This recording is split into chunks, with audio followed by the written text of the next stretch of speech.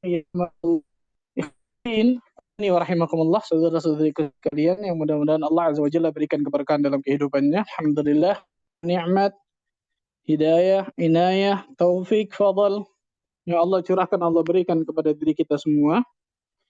Sehingga pada kesempatan yang berbahagia ini, Allah Subhanahu wa Ta'ala masih memberikan berbagai macam kenikmatan kepada diri kita. Sehingga kita dapat mengikuti kajian online via Clubhouse ini. Mudah-mudahan Allah Azza wa Jalla selalu berikan keikhlasan bagi diri kita untuk mengikuti kajian ini sehingga kita bisa mendapatkan ilmu yang bermanfaat. Allahumma amin. Salat dan salam semoga tercurah kepada Nabi kita Muhammad sallallahu alaihi wasallam, Nabi akhir zaman, Nabi yang telah membawa kita dari zaman kejahiliahan, dari zaman kebodohan, dari zaman keterasingan akan ilmu menuju zaman yang terang benderang akan ilmu syar'i, yaitu zaman as-sunnah. Pertama-tama, ikhwani wa akhwati fiddin, rahimani wa rahimakumullah, saya minta maaf mungkin mulai hari ini kita agak undurkan kajian kita karena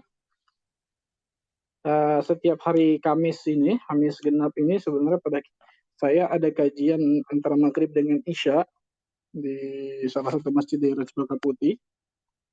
Jadi dari sana saya harus langsung pulang ke rumah isi kajian online. Tapi alhamdulillah Allah berikan kemudahan selama ini. Jadi karena isyanya mulai mundur, sekarang 19.25 kalau nggak salah. Jadi agak kita mundurkan kajian online kita ini. Mudah-mudahan Allah Azza wa Jalla tetap berikan semangat dan juga keikhlasan bagi diri kita untuk menuntut ilmu. Allahumma amin. Kajian kita tentang kitab Al-Mu'allim bi Adabil Alim wal Muta'allim, karya dari Syekh Ali bin Hasan Al-Halabi Al-Athari rahimahullahu taala. Kitab tahdzib atau ringkasan dari kitab Tadhkiratus Sami'. Tadhkiratus Sami' sudah kita jelaskan, kitabnya siapa? Imam Ibnu Jama'ah. Nah, ini kitab Syekh Ali ini meringkas kemudian mengambil sari-sari atau intisari dari kitab Tadhkiratus Sami'. Kemudian ada yang beliau tambah juga dari kitab-kitab beliau, dari perkataan beliau, dari kemudian perkataan ulama salaf. Jadi kitab ini luar biasa bagus, Masya Allah. Kemarin sudah kita jelaskan dari dua biografi secara singkat dari Imam Ibnu Jama'ah yang memiliki kitab aslinya, kemudian Syekh Ali bin Hasan Ibn Abdul Hamid Al-Athari Al-Halabi rahimahullah ta'ala juga sudah kita jelaskan. Hari ini insyaAllah ta'ala kita akan masuk di pembahasan kitab ini. Yang pertama, muallif rahimahullah ta'ala berkata, Bismillahirrahmanirrahim. Qala al-muallifu rahimahullah ta'ala, Bismillahirrahmanirrahim. Dengan menyebut nama Allah yang maha pengasih lagi maha penyayang. Subhanallah. Ini kalau kita syarahkan, kalau kita jelaskan secara panjang lebar tentang basmalah ini, ini luar biasa, Masya Allah. Seluruh ulama memulai kitabnya selalu pasti dengan basmalah ini. Begitu juga Imam Ibnu Jama'ah memulai Tadhkiratus Sami' dengan basmalah juga. Begitu kan beliau nih, Bismillahirrahmanirrahim, wa bihi taufiqi. Dengan menyebut nama Allah Azza wa Jalla yang maha pengasih lagi maha penyayang, wa bihi taufiqi. Dan dengannya, dengan taufik dari Allah Azza wa Jalla, aku dapat menulis kitab ini. Aku dapat menulis kitab ini. Ikhwani wa akhwati fiddin, rahimani wa rahimakumullah. Para ulama, seperti saya katakan tadi, selalu memulai kitabnya dengan apa? Pembukaan basmalah ini.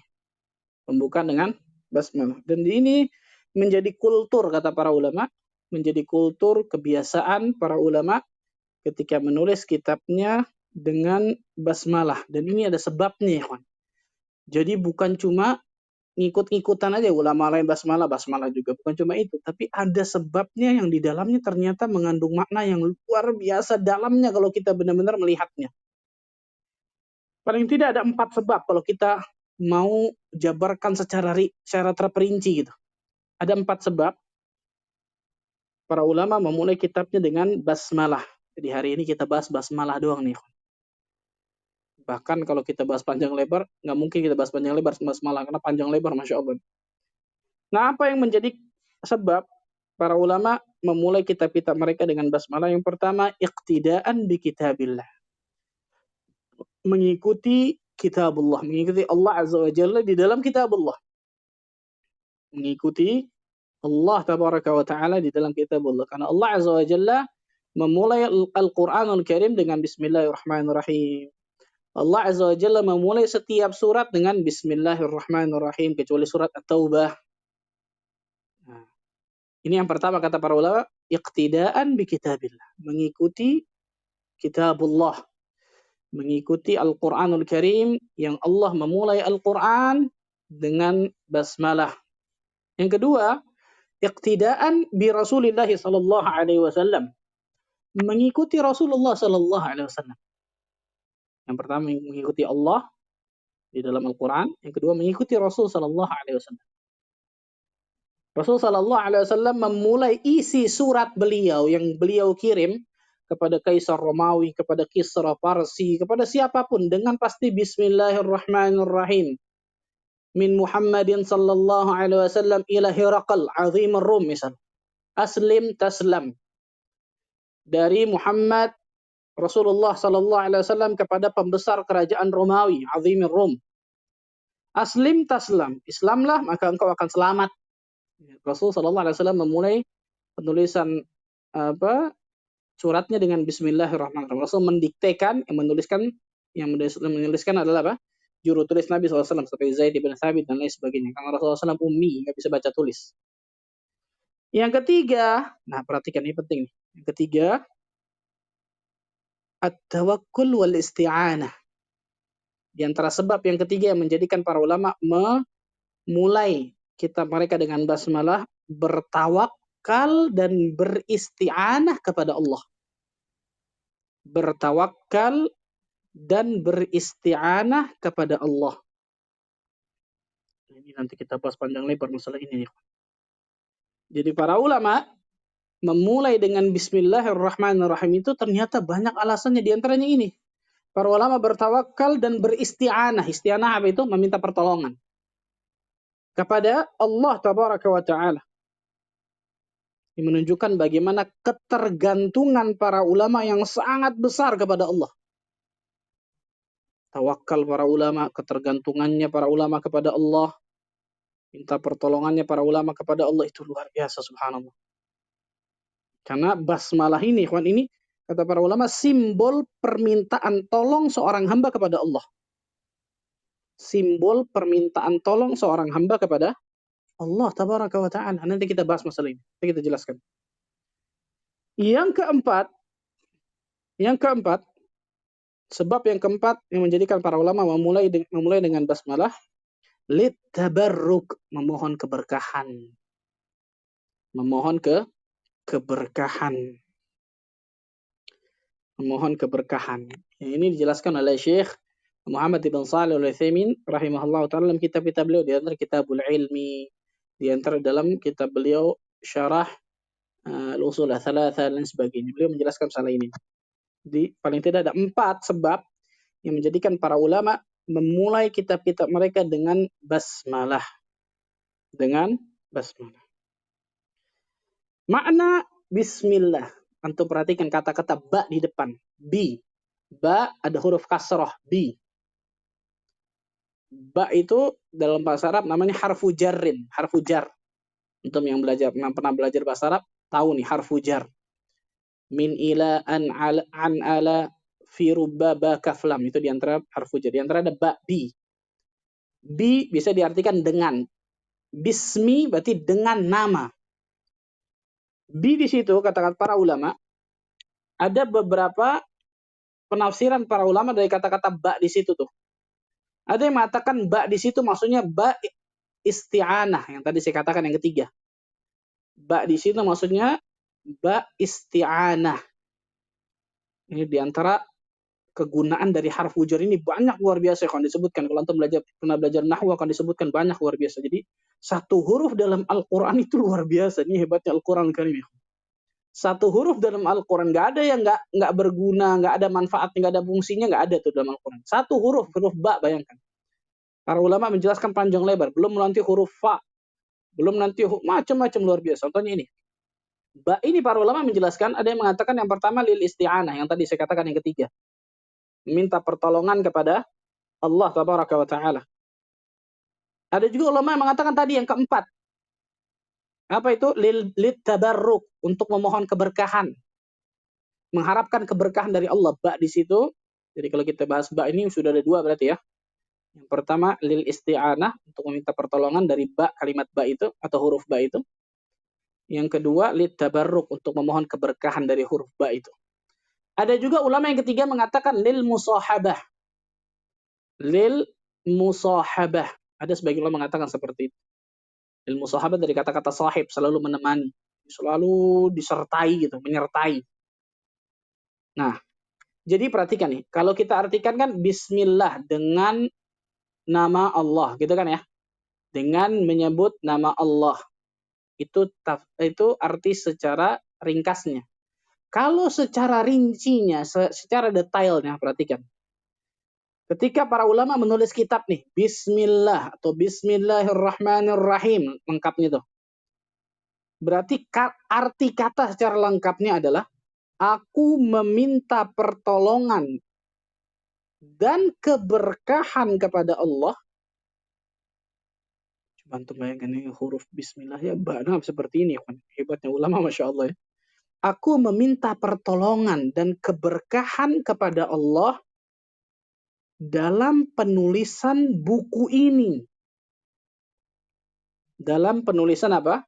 Buku ini dengan menyebut namanya yang Maha Pengasih dan Maha Penyayang.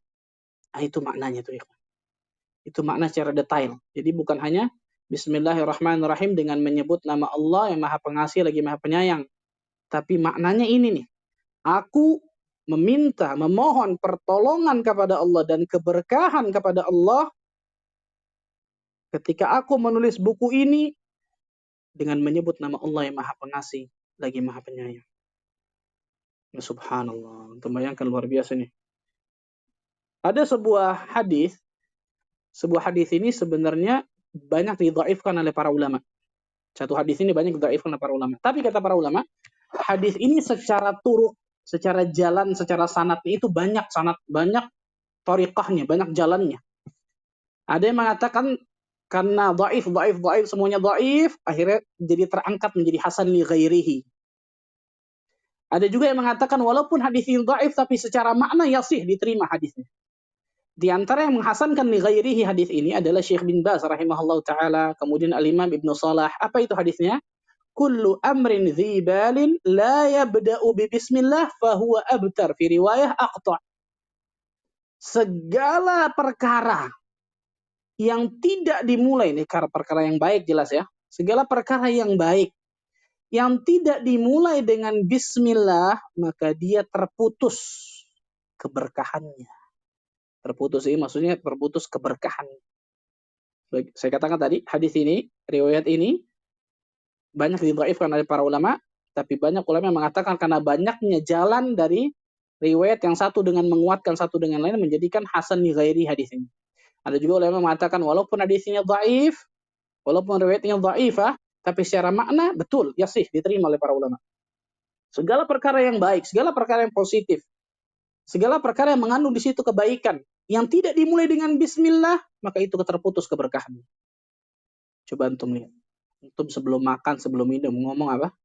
Bismillah. Betul ya? Berarti antum minta kepada Allah tadi tuh, aku memohon pertolongan kepada Allah dan keberkahan kepada Allah dalam makan atau dalam minum ini nih. Dengan menyebut nama Allah yang Maha Pengasih lagi yang Maha Penyayang. Contoh lain ketika antum keluar rumah, apa doanya? Bismillahi tawakkaltu 'ala Allah la haula wala quwata illa billah. Betul ya? Berarti pada saat itu artinya apa tuh? Aku memohon pertolongan dan keberkahan kepada Allah ketika aku keluar rumah ini nih. Ketika aku aktivitas di luar rumah ini dengan menyebut nama Allah yang Maha Pengasih lagi Maha Penyayang. Antum yang luar biasa nih. Ketika antum apa? Membaca, menulis. Sama seperti ini, menulis kitab kan, membaca kitab. Mulai dengan bismillah. Sama, aku memohon pertolongan, keberkahan dari Allah ketika aku menulis, ketika aku membaca, dengan menyebut nama Allah yang Maha Pengasih lagi Maha Penyayang. Bahkan ketika antum mendatangi istri antum yang halal, jelas subhanallah. Apa doanya? Jadi antum ketika datangi istri jangan main hajar aja, subhanallah, betul. Doa sama Allah Azza wa Jalla, karena dia tidak, Rasul mengatakan apa? Syaitan akan ikut andil dalam jima itu tuh. Nauzubillah min dzalik. Apa doanya? Bismillahi Allahumma jannibna syaitan wa jannibi syaitan ma razaqtana. Bismillah pertama, lihat. Berarti aku memohon pertolongan kepadamu ya Allah dan keberkahan dari apa? Dari jimaku ini kepada istriku agar bernilai ibadah, agar Allah tolong, agar Allah berikan keberkahan dengan menyebut namanya yang Maha Pengasih lagi Maha Penyayang. Bayangkan. Dan ini dalam segala perkara ya, dalam segala yang positif, dalam segala perkara yang baik, kita mulai dengan kata-kata Bismillah. Nah, Mbak tadi katakan ada 3 ya.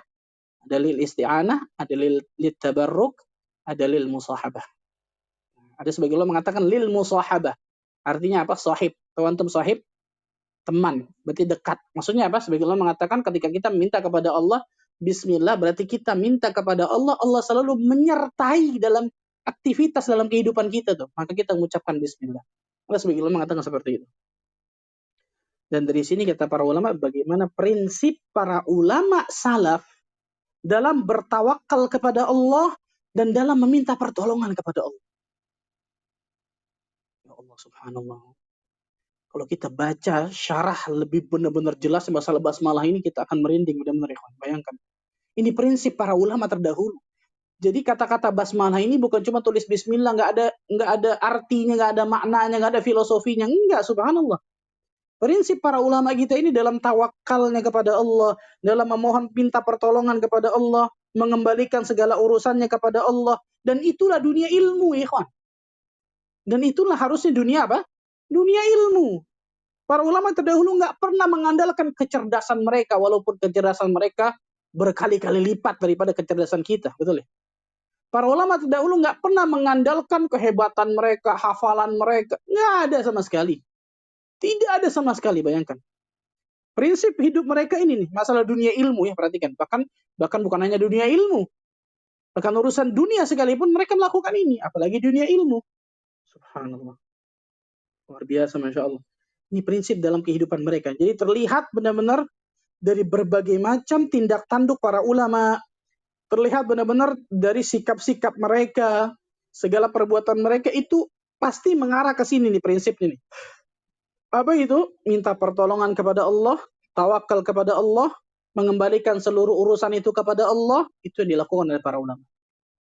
Contoh, kita kasih contoh nih, Van. Ketika para ulama memulai kitabnya dengan basmalah, jadi jelas subhanallah. Yang lain, ketika para ulama memberi nama kitab mereka. Nah, kalau tadi memulai kitab mereka dengan bismillahirrahmanirrahim, basmalah, betul ya? Ini namain kitabnya. Ada ulama yang menamakan kitabnya Fathul Bari. Ma'ruf ya, kitab Fathul Bari ini, syarah Sahih Bukhari ini. Itu Imam Ibnu Hajar Al-Asqalani dan juga Imam Ibnu Rajab Al-Hambali, sama nih. Menamakannya sama, Fathul Bari. Imam Ibnu Hajar sama, Ibnu Rajab sama. Dua-duanya syarah Sahih Bukhari. Apa arti fath? Apa arti fath? Kata-kata fath dari kata-kata fataha, membuka. Al-Bari itu nama-nama Allah Azza wa Jalla. Maksudnya apa? Aku bisa nulis kitab ini, dibukakan semuanya ilmunya dari Al-Bari, dari Allah Azza wa Jalla. Lihat prinsip hidup mereka luar biasa. Selalu mengembalikan apa? Kepada Allah Azza wa Jalla. Bukan kehebatan mereka, bukan kecerdasan mereka, bukan kepintaran mereka, bukan kekuatan mereka. Enggak. Mereka benar-benar mengandalkan kekuatan Allah, ilmu Allah, kemahakuasaan Allah tabaraka wa ta'ala. Allahu Akbar. Al-Imam Syaukani contoh. Punya kitab namanya Fathul Qadir. Fath sama, membuka. Al-Qadir nama Allah Azza wa Jalla. Aku bisa menulis kitab ini, maksudnya dibukakan oleh Al-Qadir, Allah Azza wa Jalla. Syekh Muhammad bin Shalih Al-Utsaimin rahimahullah ta'ala punya syarah Bulughul Maram namanya Fathu Dzil Jalali wal Ikram. Nama sama, Fath. Membuka. Dzil Jalali wal Ikram, di antara nama-nama Allah Azza wa Jalla. Jadi aku bisa menulis kitab ini, Allah yang bukakan. Dzil Jalali wal Ikram yang membukakan ini. Yang memudahkan diriku untuk bisa menulis. Jadi kalau kita mau artikan, saya tidak bisa menulis buku ini kecuali dibukakan oleh Allah Azza wa Jalla, kecuali dimudahkan oleh Allah Tabaraka wa Ta'ala. Allahu Akbar, subhanallah.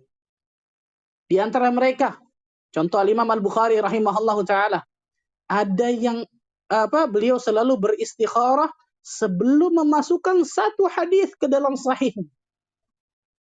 Allahu Akbar, mungkin ini di antara sebab yang menjadikan Sahih Bukhari itu sahih kitab setelah Al-Quranul Karim. Sahih Bukhari ini ada sekitar 6.000 lebih hadis, ikhwan. Itu pengulangan. Kalau nggak pengulangan, ada 2.000 lebih. Tapi kalau Sahih Bukhari yang lengkap dari awal sampai akhir itu 6.000 hadis lebih. Berarti Imam Bukhari 6.000 kali lebih sholat istikharah untuk masukin satu hadis ke dalam kitabnya. Masukin hadis, ikhwan. Bukan istikharah untuk perkara-perkara yang mungkin mubah, enggak. Perkara syar'i loh. Betul ya? Perkara yang 1000% syar'i di situ. 1000% syar'i. 100% syar'i. Masukin hadis dalam kitabnya. Nulis hadis, bayangkan, subhanallah. Tapi istikharah sebelumnya. Allahu Akbar, subhanallah. Apa kata-kata istikharah? Meminta Allah yang memilihkan kepadanya. Mana yang paling terbaik? Karena bisa jadi, kalau beliau hanya mengandalkan kepintarannya, mengandalkan kecerdasannya, mengandalkan hafalannya, bisa jadi salah yang dimasukkan, kan gitu. Bisa jadi ternyata hadis yang dimasukkan tidak sahih. Bisa jadi ternyata nggak nyambung antara bab dengan hadisnya, dan lain sebagainya. Dan di sini luar biasa para ulama, ikhwan. Betul ya? Bagaimana luar biasanya para ulama? Allahu Akbar. Luar biasa. Bagaimana, sekali lagi saya katakan, ikhwan, bagaimana tingkat ketergantungan seorang hamba kepada Allah itu harus kuat. Ta'alluqul qalbi billah. Ketergantungan seorang hamba kepada Allah itu harus kuat, ikhwan. Tawakal, minta pertolongan, mengandalkan kekuatan Allah Azza wa Jalla itu harus kuat, bahkan lebih kuat daripada diri kita. Nabi SAW disebutkan dari Hudzaifah ibn Yaman dari hadis yang sahih. Yang diriwayatkan Imam Ahmad dalam musnadnya, Abu Daud dalam sunannya. Kana Nabi sallallahu alaihi wasallam idza hazabahu amrun shalla. Rasul sallallahu alaihi wasallam itu terbiasa, kata-kata kana itu diartikan terbiasa. Terbiasa ketika mendapatkan satu permasalahan beliau sholat. Sholat, perhatikan nih. Sholat berarti komunikasi seorang hamba dengan Allah Tabaraka wa Ta'ala. Minta pertolongan sama Allah, subhanallah. Sholat. Kita ketika dapat masalah, dapat ini macam-macam, fulan bisa bantu saya. Fulan bisa pinjamin duit saya. Betul ya? Allah ini lupa. Yang lebih parah lagi, na'udzubillah min dzalik, datang ke dukun. Datang ke orang pintar kata orang bukan orang pintar ini sejelas, subhanallah, yang jahil. Na'udzubillah. Allah Azza wa Jalla mengatakan dalam surah Al-Baqarah ayat ke-45 apa? Wasta'inu bis-sabri was-salah innaha lakabiratun illa 'alal khashi'in. Minta pertolongan, lihat, ista'inu. Kata-kata wasta'inu itu perintah loh, kalimat perintah, fi'il amr di situ. Menunjukkan kalimat perintah, minta pertolonganlah kalian dengan sabar dan sholat. Jadikanlah sabar dan sholat itu sebagai pertolonganmu. Kalian minta pertolongan dengan itu, dengan sabar dan sholat. Dan Allah sebutkan wa innaha lakabiratun illa 'alal khashi'in. Dan sesungguhnya yang demikian itu berat kecuali bagi orang-orang yang khusyuk. Ya Allah ya Karim. Al-Hafidz Ibnu Katsir rahimahullah ta'ala menyebutkan dalam kitab tafsirnya, tafsir Al-Quranul Azim, menerangkan tentang ayat ini nih, Allah memerintahkan hambanya untuk menjadikan sabar dan sholat sebagai pijakan bantuan dalam meraih apa yang mereka harapkan dari kebaikan dunia dan akhirat. Dan inilah harus kita seperti ini, ikhwan, dalam kehidupan kita. Menjadikan Allah Tabaraka wa Ta'ala sebagai pijakan kita.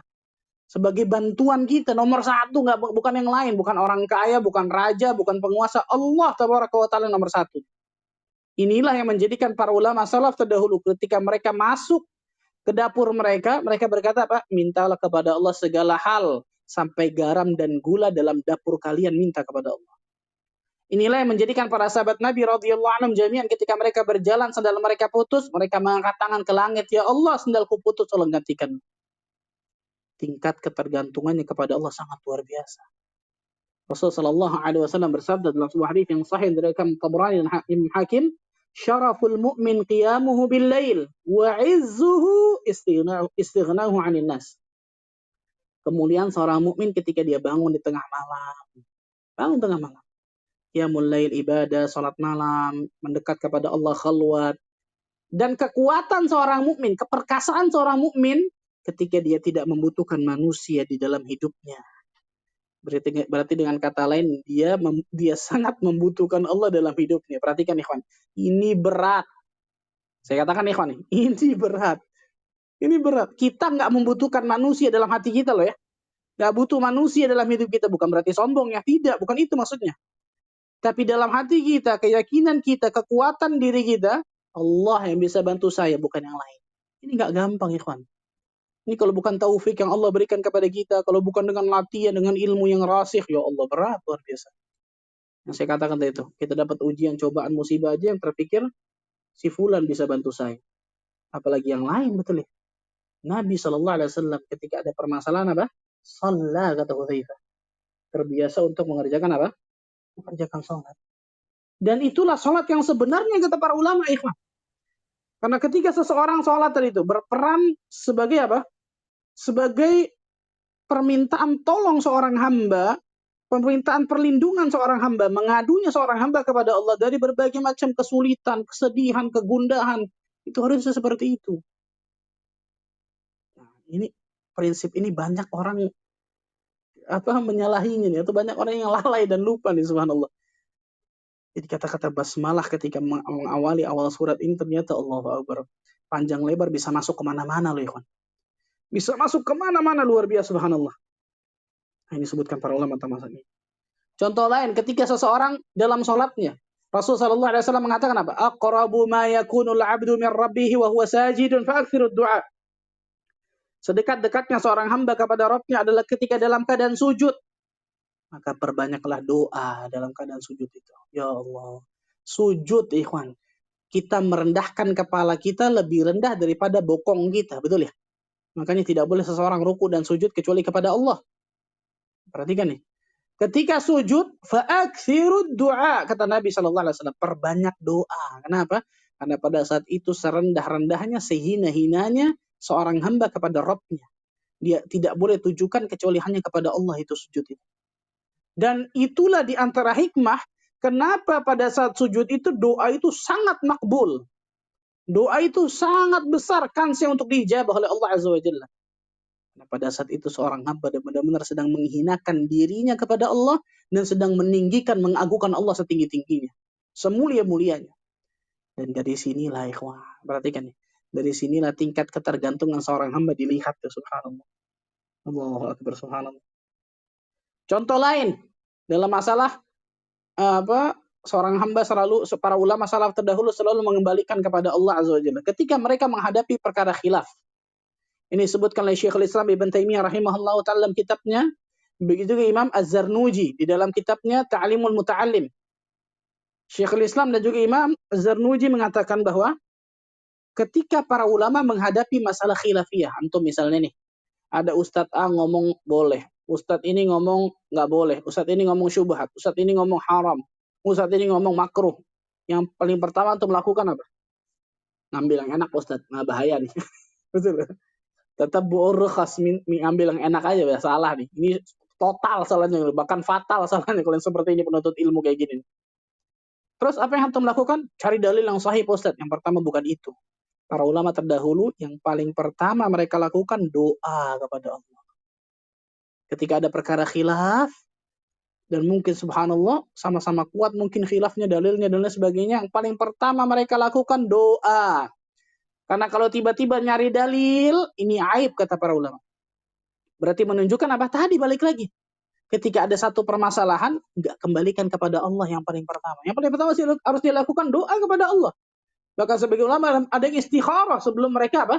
Mencari dalil untuk menguatkan pendapat yang ingin mereka kuatkan. Allahu Akbar. Dan pasti berbeda. Orang yang pertama dengan orang yang kedua. Orang yang pertama ketika temukan khilaf, doa dulu. Setelah doa baru cari loh. Mana dalil yang lebih sahih, mana kemudian yang pendapat yang lebih rajin dan sebagainya. Tapi pertamanya doa dulu, minta pertolongan sama Allah. Sama orang yang kedua tiba-tiba langsung nyari dalil. Oh, buka Google, Google betul ya. Atau sekarang alhamdulillah ada YouFit, Masya Allah, cari, ini yang lebih rajin kayaknya. Pasti akan berbeda hasilnya yang pertama sama yang kedua. Kenapa?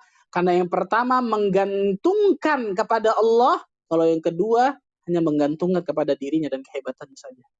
Baik dia sadar atau dia tidak sadari loh, ikhwan. Yang pertama, benar-benar menggantungkan kepada Allah Tabaraka wa Ta'ala. Para ulama terdahulu ketika mereka tadi tuh, mereka ada perselisihan pendapat. Mereka doa kepada Allah di antara doa yang diajarkan oleh Nabi Shallallahu Alaihi Wasallam, dan doa ini sering dibaca oleh Nabi ketika beliau salat malam di dalam doa iftitahnya. Doa iftitah atau doa istiftah. Apa doanya di antaranya? Kita mungkin hafal satu doang nih, Allahumma ba'id dan sebagainya, atau yang paling pendek subhanakallahumma kan gitu. Nah, ini di antara doanya nih, kon. Dalam sebuah hadis yang sahih dari Imam Muslim, Allahumma rabba Jibril wa Mikail wa Israfil fatir as-samawati wal ard alim al-ghaibi wa syahada anta tahkumu baina ibadik fima kanu fihi yakhtalifun. Lanjutannya apa? Ihdini lima ikhtulifa fihi minal haqqi biiznik innaka tahdi man tasha'u ila siratal mustaqim. Ya Allah, dari awal nih. Rabbnya malaikat Jibril, Mikail, Israfil, pencipta langit dan bumi, yang mengetahui hal gaib dan juga yang nyata. Engkaulah hakim di antara hamba-hambamu dalam hal-hal yang mereka perselisihkan. Engkaulah hakim di antara hamba-hambamu dalam hal-hal perkara yang diperselisihkan. Dengan izinmu, sesungguhnya engkau memberi petunjuk menuju jalan yang lurus kepada siapa yang engkau kehendaki. Ya, ini di antara doa para ulama yang berdoa nih. Apa doanya? Ihdini lima ikhtulifa fihi minal haqqi biiznik. Ihdini, tunjukkan aku ya Allah. Beri petunjuk kepada aku ya Allah dari perkara yang mereka perselisihkan, mana yang hak nih, dengan izinmu ya Allah. Allahu Akbar. Ketika mereka ada perselisihan yang mereka ternyata itu khilaf di kalangan mereka, memahami dalil dan sebagainya, yang paling pertama mereka doa kepada Allah, baru kemudian nyari dalil. Subhanallah. Dan ini juga contoh lain. Bagaimana tingkat ketergantungan seorang hamba itu luar biasa pentingnya, ikhwan. Ketika azan yang setiap hari kita dengar, insya Allah 5 kali. Ada kata-kata hayya 'alas shalah, hayya 'alal falah. Betul ya? Mari menuju salat, mari menuju kemenangan. Kita ngucap apa coba? La haula wa la quwwata illa billah. Itu luar biasa loh, ikhwan. Kalau orang benar-benar memahami dengan luar biasa, ketika muadzin memanggil hayya 'alas shalah, mari kemudian menuju salat, kita jawab la haula wa la quwwata illa billah. Apa artinya? Biasa kita artikan tidak ada daya dan upaya kecuali dari Allah Azza wa Jalla, kan gitu. La haula wa la quwwata illa billah. Jadi tidak mungkin kita bisa menyambut seruan muadzin tersebut kecuali dengan pertolongan Allah. La haula wa la quwwata illa billah. Hayya 'alal falah. Mari menuju kemenangan, kan gitu. Enggak mungkin kita bisa menuju kemenangan, izzah, kemuliaan dan lain sebagainya kecuali itu semua la haula wa la quwwata illa billah, dengan kekuatan dan karunia Allah Azza wa Jalla. Nah, makanya para ulama banyak yang menafsirkan kata-kata la haula wa la quwwata illa billah. Di antaranya Abdullah bin Mas'ud radhiyallahu taala anhu arda menafsirkan kata-kata la haula wa la quwwata illa billah, kata beliau, la haula an ma'siyatillah illa bi'ismatihi. Tidak ada daya untuk menghindarkan diri dari maksiat selain dengan perlindungan dari Allah. Allahu Akbar. Ini bener banget ya, kan? Tidak ada daya, nggak ada kekuatan untuk bisa menghindari diri dari kemaksiatan selain dengan perlindungan dari Allah. Karena kalau kita hanya bisa mengandalkan diri kita, kita jatuh pada maksiat, ya kan? Kita tersungkur pada kemaksiatan kalau kita mengandalkan diri kita doang. Lanjutannya apa? Wala quwwata ala ta'atihi illa bima'unatihi. Dan tidak ada kekuatan untuk melaksanakan ketaatan selain dengan pertolongan Allah. La ilaha illallah. Ini luar biasa, Masya Allah. Luar biasa, subhanallah. Tafsiran dari Abdullah bin Mas'ud ini luar biasa. La hawla wa la quwata illa billah. Yang ini artinya, la hawla an ma'asiyatillah illa bi'ismatih. Tidak ada daya untuk menghindarkan diri dari maksiat kecuali dengan perlindungan dari Allah. Wa la quwata ala ta'atihi illa bima'unatihi. Dan tidak ada kekuatan untuk melaksanakan ketaatan selain dengan pertolongan Allah. Betul banget. Kita tidak akan pernah mungkin bisa melakukan ketaatan kecuali dengan pertolongan Allah. Kita tidak akan mungkin pernah bisa terhindar dari kemaksiatan dosa kecuali dengan bantuan Allah, perlindungan dari Allah tabaraka wa ta'ala. Maka kita jawab la haula wa la quwata illa billah ketika muadzin mengatakan hayya 'alas shalah hayya 'alal falah. Di antaranya adalah tadi Saya nggak bisa melakukan sholat berjamaah ini nih, nggak punya kekuatan sama sekali, nggak bisa melakukan ketaatan sama sekali, kecuali Allah berikan pertolongan sama saya. Dan ini menunjukkan tadi sekali saya katakan apa? Bagaimana tingkat ketergantungan seorang hamba kepada Rabbul Alamin. Bagaimana seorang hamba itu benar-benar selalu apa? Mengandalkan kekuatan Allah tabaraka wa taala, kembali kepada Allah, isti'anah, tawakal, minta pertolongan kepada Allah, bertawakal kepada Allah dengan sebenar-benarnya. Baru ini yang benar. Baru ini yang dibenarkan. Ini disebutkan para ulama tentang kata-kata bismillah. Ar-Rahman dan juga Ar-Rahim. Secara singkat ada kata-kata bismillah Allah. Yang pertama Allah, nama Allah. Nama Allah kata para ulama ini hanya nama hak kekhususan Allah. Nggak boleh yang lain dinamakan Allah. Makanya ketika seseorang ingin menamakan nama Allah, maka di depannya harus ditambahkan kata-kata abd. Abdullah, hamba Allah. Kenapa? Karena kata-kata Allah ini asalnya dari kata-kata al-ma'luh yang artinya al-ma'bud, yang sesembahan atau yang disembah. Itu Allah secara singkat. Ar-Rahman dan juga Ar-Rahim sebenarnya terambil dari kata-kata yang sama. Apa itu? Rahmat. Terambil dari kata-kata apa? Rahmat. Rahmat Allah, kasih sayang Allah. Tapi bedanya Ar-Rahman, kasih sayang Allah meliputi seluruh makhluk. Ini Ar-Rahman. Seluruh makhluk. Mau kafir, mau muslim, mau fasik, mau munafik, Allah kasih rahmannya Allah. Allah kasih rahmannya Allah. Tapi kalau Ar-Rahim, khas lil mu'minin. Tapi kalau Ar-Rahim, khusus kepada orang-orang mukmin. Berupa apa? Berupa hidayah, berupa taufik, berupa inayah yang Allah berikan kepada khusus kepada orang-orang mukmin. Jadi saya ulang, Ar-Rahman dan juga Ar-Rahim terambil dari kata-kata yang sama, yang artinya rahmat, kasih sayang. Tapi bedanya Ar-Rahman terambil dari wazannya fa'alan, yang artinya memenuhi. Jadi rahmat Allah itu memenuhi seluruh makhluknya. Semua dapat rahmat Allah. Mau orang kafir dapat rahmat Allah. Mereka bisa hidup di atas muka bumi ini. Mereka bisa dapatkan udara. Mereka bisa dapatkan makanan, minuman. Itu rahmatnya Allah semua. Nah, orang mukmin bukan cuma dapatkan itu jelas. Tapi Ar-Rahim itu dikhususkan kepada orang-orang mukmin.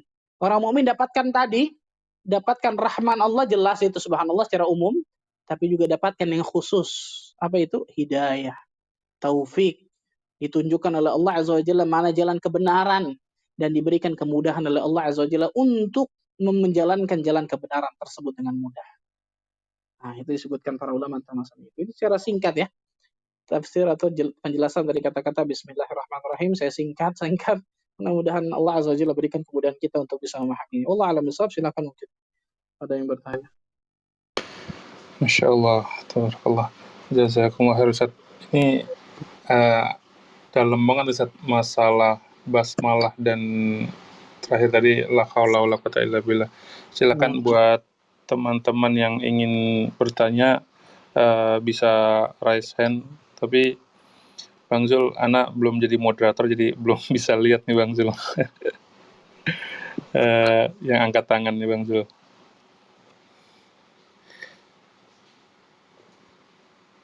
Tapi Ustaz, sambil menunggu Bang Zul, anak boleh nanya sedikit nggak nih Ustaz?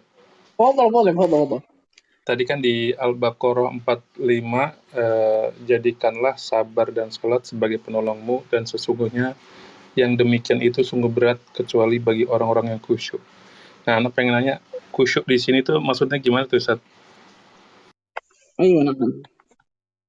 Khusyuk pada hakikatnya terambil dari kata-kata khasya'a yakhsha'u, yang artinya tunduk. Yang artinya tunduk. Nah, ini secara apa? Lughah bisa dikatakan.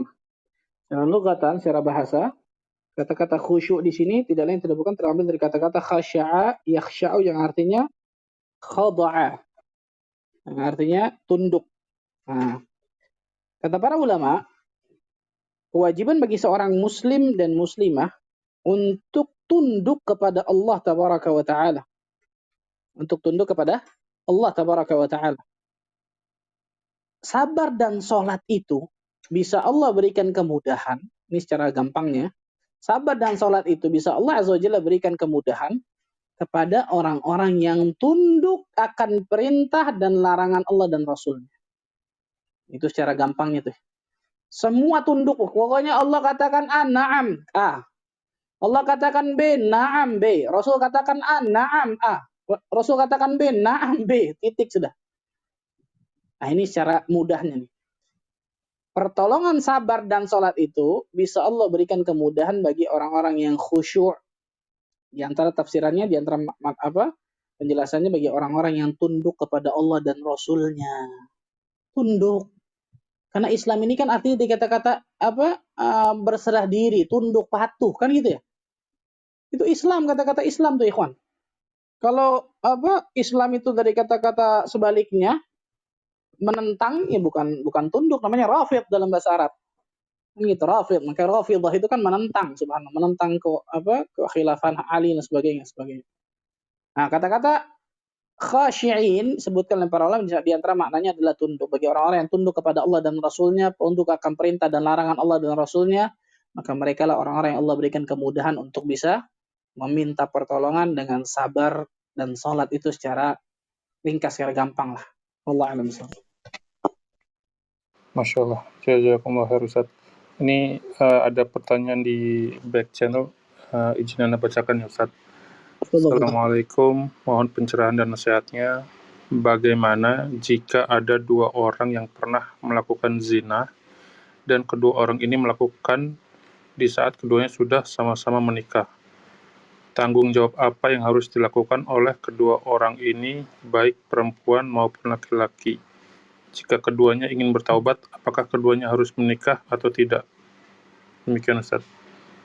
Bentar, dia sudah nikah terus mau zina? Apa maksudnya? Saya nggak paham pertanyaannya. Nah, kalau yang tangkap sih, dua orang ini pernah melakukan zina dan dua orang ini melakukan di saat keduanya sudah sama-sama menikah, gitu Ustaz. Nah, terus? Nah, Ujungnya pertanyaannya, kenapa terus menikah? Menikah lagi? mungkin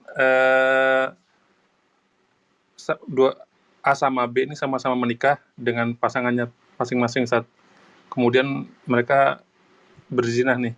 Nah, mungkin pertanyaannya, apakah harus menikah nih, bercerai dengan yang sekarang misalnya? Wallahu a'lam Ustaz. Mungkin itu. Allahumma musta'an, subhanallah. Ikhwani wa akhwati fid din, rahimani rahimakumullah. Pertanyaan-pertanyaan semodel seperti ini, ikhwan. Pertanyaan-pertanyaan yang paling banyak dilayangkan oleh para ustadz ini. Bukan cuma saya nih. Bukan cuma saya, banyak luar biasa. Bahkan saya melihat langsung ketika Al-Ustadz Al-Fadhil, Ustadz Ahmad Zainuddin, ditanya persis sama pertanyaan seperti ini. Saya dulu berzina, Pak Ustadz, dan lain sebagainya. Ini menunjukkan apa?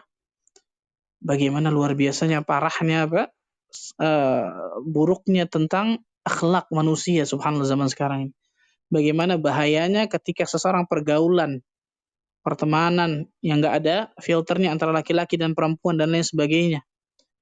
Dan menakutkannya adalah Rasulullah SAW mengatakan, "Idza dhahara zina war riba fi qaryah faqad ahallu 'adzab Allah," kama qala alaihi salatu wassalam. Ketika sudah merajalela riba dan perzinahan di satu tempat, satu daerah, maka daerah tersebut, tempat tersebut telah mengundang azab Allah Azza wa Jalla datang kepada mereka. Allahu akbar, na'udzubillahi min dzalik. Maka kewajiban kita untuk bertakwa kepada Allah Azza wa Jalla, ikhwan. Bertakwa kepada Allah. Jangan sampai dari kemaksiatan yang kita lakukan tersebut mengundang azab Allah Azza wa Jalla kepada diri kita, dan itu luar biasa bahayanya. Ini yang pertama. Yang kedua, diwajibkan bagi siapapun yang pernah melakukan perzinahan untuk bertaubat kepada Allah dengan taubatan nasuha. Dia jalankan syurutut taubah. Dia jalankan syarat-syarat taubatnya agar Allah berterima taubatnya tersebut. An-nadam yang pertama, menyesal akan perbuatan dosa itu. Nyesel, nangis sama Allah, nyesel. Yang kedua, al-iqla', meninggalkan langsung perbuatan itu. Bukan kemudian, udah Pak Ustaz, tanggung deh. Salah ini, ninggalin langsung perbuatan itu. Nah, banyak orang nyesel nggak ninggalin, salah. Yang ketiga, al-azam, bertekad kuat untuk tidak mengulangi perbuatan dosa itu. Dia bertaubat. Yang keempat, ikhlas ketika dia kepada Allah tabaraka wa ta'ala. Yang kelima, kata para ulama, memperbanyak istighfar. Memperbanyak apa? Istighfar kepada Allah tabaraka wa ta'ala. Yang keenam, memperbanyak amal soleh setelah dia taubat. Memperbanyak amal soleh ketika dia setelah taubatnya kepada Allah tabaraka wa taala. Subhanallah. Nah, itu yang harus dia jalankan agar Allah azza wajalla terima taubatnya. Dan qadar Allah di negara kita kan tidak tidak menjalani hukum had istilahnya, karena orang-orang yang berzina dan pernah menikah pada hakikatnya hukum asalnya dia harus kemudian dirajam, ini hukum Islamnya ya. Ini harus dirajam dengan batu sampai mati, naudzubillah min dzalik kan gitu. Tapi karena kita tidak ada yang seperti ini, maka bertobatlah kepada Allah taubatan nasuha. Allah berikan ampunan. Kemudian yang selanjutnya ikhwan, Allah azza wajalla mengatakan apa? La yankihu zani illa zani. Tidaklah menikah seorang berzina kecuali dengan pezina pula. Maka tidak boleh seseorang hanya gara-gara berzina seperti ini, berarti anak harus nikahi macam-macam, nggak boleh kecuali dua-duanya sudah taubat. Kecuali dua-duanya sudah taubat kepada Allah, yang laki taubat, yang perempuan taubat. Ini kita bicara misal sebelum nikah ya. Si A sama si B tiba-tiba zina dan sebagainya. Oh, itu langsung deh nikahin deh. Taubat dulu, dua-dua suruh taubat dulu sama Allah dua-duanya. Lakukan dosa nggak sembarangan itu, subhanallah, naudzubillah min dzalik. Harus taubat dulu karena Allah mengatakan tidak menikah pezina itu kecuali dengan pezina pula. Kalau dua-duanya sudah taubat dengan taubatan nasuha, baru kemudian dibolehkan untuk kemudian menikah. Dan ulama khilaf tuh panjang lebar tentang apa? Bagaimana pernikahannya ketika dia misalnya hamil, naudzubillah, apakah sah atau tidak? Wah, panjang lagi urusannya, masya Allah, masalah itu. Ala kulli hal, Allah alam bisawab. Kalau memang tadi misalnya sudah menikah, tiba-tiba yang suaminya zina, perempuannya juga zina, istrinya, la haula wala quwata. Ini keluarga apa coba, subhanallah, Allah berikan musibah besar kepada keluarga ini. Tapi bertobatlah. Bertaubatlah kepada Allah azza wa jalla. Ingat, pintu taubat akan Allah selalu buka malam yugharghir. Sebelum nyawa kita di kerongkongan. Sebelum matahari terbit dari arah tenggelamnya, maka pintu taubat itu dibuka sama Allah selebar-lebarnya. Jadikan diri kita termasuk golongan hamba-hamba Allah yang bertaubat kepada Allah azza wa jalla. Bertaubat kepada Allah benar-benar. Baik yang suami atau istri bertaubat kepada Allah azza wa jalla. Mudah-mudahan setelah itu Allah azza wa jalla berikan benar-benar taubatan nasuha kepada dirinya. Dan setelah itu pilihan bagi diri mereka berdua. Mereka berdua kemudian mau menjalani, silahkan terus dari pernikahannya. Atau kemudian mereka mau menyelesaikan dan sebagainya, itu lain cerita, subhanallah. Maka Allah alam bisawab, mudah-mudahan Allah azza wa jalla berikan taufik kepada kita semua. Alhamdulillah, serem banget Ustaz kejadian Ustaz. Ya, ini ada pertanyaan lagi di back channel, izin ana bacain lagi Ustaz. Bismillah. Assalamualaikum Ustaz, ana izin bertanya, bagaimana kita beroptimis dalam meraih kebutuhan kita di dunia bersama dengan ridho Allah dengan tetap memikirkan pemutus kelezatan. Terkadang Anda melihat yang banyak mengingat kematian menjadi tidak bersemangat dalam meraih kebaikan dalam hidup, seperti belum tentu punya anak, belum tentu menikah, dan lain-lain. Mohon nasihatnya Ustaz. Barakallahu fiik. Fika barakallah. Masyaallah muslimin wa muslimat rahimahan rahimakumullah. Sabda Nabi sallallahu alaihi wasallam, "Aktsiru min dzikri hadhihi min ladzat." Perbanyaklah kalian mengingat pemutus kelezatan, pengingat pelezatan, di dalamnya pasti penuh dengan banyak hikmah. Perhatikan nih. Dan tidak mungkin Rasul sallallahu alaihi wasallam menyuruh kita di dalamnya ternyata menghasilkan keburukan atau dampak negatif, nggak mungkin. Mustahil. Maka kalau ternyata ada seseorang sering mengingat kematian, malah kemudian dampaknya malah negatif tadi tuh, berarti ada yang salah dari mengingat kematiannya. Karena harusnya kalau seseorang sering mengingat kematian, maka manfaat yang besar pasti ada pada dirinya. Dan banyak para ulama menyebutkan manfaatnya. Luar biasa banyaknya manfaatnya. Nah, perhatikan nih. Jadi bukan kemudian putus asa atau kemudian pesimis menghadapi hidup, atau tadi pesimis nggak punya anak udah selesai nih. Atau nggak ini sudah susah. Ini nggak, bukan seperti itu, subhanallah. Malah seharusnya sebaliknya. Ketika dia memang selalu mengingat kematian, harusnya ada nilai-nilai positif yang ada dalam dirinya, bukan negatif harusnya. Ditakutkan yang seperti itu kemudian datangnya dari syaitan, bisikan-bisikan yang seperti itu. Intinya adalah kalau setelah kita sering mengingat kematian, menjadikan setelahnya itu kita beramal saleh, nilai positif dan lain sebagainya, kemudian menjadikan dunia ini benar-benar di tangan, kemudian akhirat di hati. Bukan berarti kemudian meninggalkan dunia sama sekali ya, bukan itu maksudnya, salah besar, subhanallah. Itu diantara pemahaman orang-orang sufi yang salah jelas, subhanallah, masalah itu. Nah, Intinya kalau setelah sering mengingat kematian menjadikan dia asarnya jadi baik setelahnya, pengaruhnya jadi baik, itu dari Allah. Tapi kalau ternyata pengaruhnya setelah itu malah jadi keburukan, malah kemudian dampak negatif, maka ini ketahuilah dari ditakutkan dari syaitan yang seperti ini. Wallahu a'lam. Ya, jazakallah khair Ustaz. Ini ada penanya yang udah raise nih Ustaz, Pak Soleh Haji dari Bengkulu. Silakan. Ya, alhamdulillah, syukron Bang Denny. Assalamualaikum warahmatullahi wabarakatuh, Ustaz. Ustaz, pengarang kitab kita semua dan kaum muslimin diberikan kebaikan dan keselamatan oleh Allah SWT di dunia dan di akhirat. Amin. Ustaz, ada dua istilah yang digunakan di dalam agama kita yang Ustaz sebutkan tadi, yaitu tasmiyah, yaitu bismillah, dan basmalah, bismillahirrahmanirrahim. Gitu. Jadi dua istilah ini masing-masing kapan itu Ustaz penggunaannya. Nah, kemudian berkaitan dengan bismillah yang tidak diucapkan maka akan terputus keberkahannya. Apakah ada hadis juga yang menyebutkan akan terputus keberkahannya jika tidak mengucapkan alhamdulillah, hamdalah pada akhir kegiatan kita begitu. Itu Ustaz, syukron. Jazakallahu khairan, barakallahu fikum. Naam, ya, barakallahu fikum. Ikhwani wa akhwati fiddin, rahimani wa rahimakumullah.